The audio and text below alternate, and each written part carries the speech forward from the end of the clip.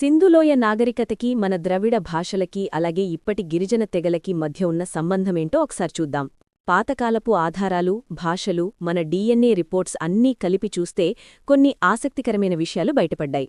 చాలా కాలం వరకు సింధు నాగరికత అంతమైపోయాక ఆ ప్రజలు ఏమయ్యానో ఎవరికీ తెలీదు. కానీ రీసెంట్గా తమిళనాడులోని కీలడి అనే చోట జరిగిన తవ్వకాల్లో కొన్ని అదిరిపోయే విషయాలు దొరికాయి. అక్కడ దొరికిన పాత కుండపెంకుల మీద కొన్ని గుర్తులున్నాయి. అవి చూడ్డానికి అచ్చం సింధులోయలో వాడిన లిపిలాగే ఉన్నాయి. రీసెంట్ రిపోర్ట్స్ ప్రకారం ఆ రెండు గుర్తులు దాదాపు 90% ఒకేలా ఉన్నాయి. అంటే సింధు నాగరికత ప్రజలే మెల్లగా దక్షిణ భారతం వైపు వచ్చారని అర్థమవుతోంది. 4500 ఏళ్ల క్రితం సింధులోయలో ఒక నాట్యగత్తి విగ్రహాన్ని లాస్ట్ వ్యాక్స్ అనే పద్ధతిలో చేశారు.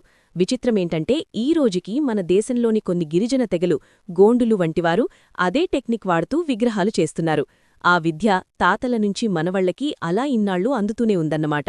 Art and motives evidences. సింధులోయలో వాడిన ముద్రలు, ఇప్పటి గిరిజన కళల్లో గోండు, వార్లీ పెయింటింగ్స్లో ఉన్న బొమ్మలు చూస్తే షాక్ అవుతాం. పశుపతి, బడాదేవ్. సింధులోయ ముద్రల మీద కొమ్ములున్న ఒక దేవుడి బొమ్మ ఉంటుంది. గిరిజనులు ఇప్పటికీ బడాదేవ్ అని అలాంటి దేవుణ్ణే నమ్ముతారు.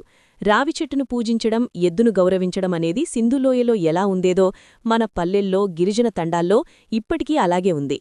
గోండు మహిళలు వేయించుకునే పచ్చబొట్లలో ఉండే కొన్ని డిజైన్లు సింధులోయ కుండల మీద ఉన్న డిజైన్లతో మ్యాచ్ అవుతున్నాయి.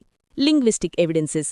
సింధులోయలో వాడిన భాష ఏదో ఇంకా ఎవరూ కనిపెట్టలేకపోయినా అది మన ద్రవిడ భాష, తెలుగు, తమిళ్లాంటివి అయ్యే ఛాన్స్ ఎక్కువగా ఉందని విశ్లేషకులంటున్నారు.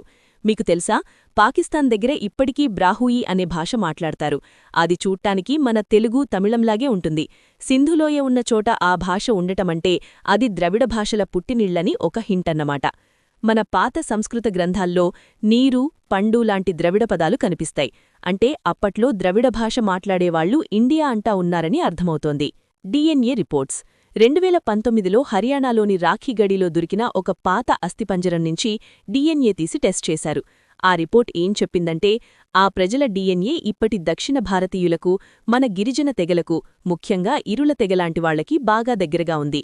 దీనిబట్టి సింధులోయ ప్రజలే మన అందరి పూర్వీకులు అని సైన్స్ కూడా ఒప్పేసుకుంటోంది. సింధులోయ ప్రజలు ఎక్కడికో వళ్లిపోలేదు. వాళ్లు మెల్లగా దేశం నలుమూలలకి విస్తరించారు. వాళ్ల కళలు మన గిరిజన సోదరుల దగ్గర భద్రంగా ఉన్నాయి. వాళ్ల భాష మన తెలుగు, తమిళం రూపంలో బతికే ఉంది.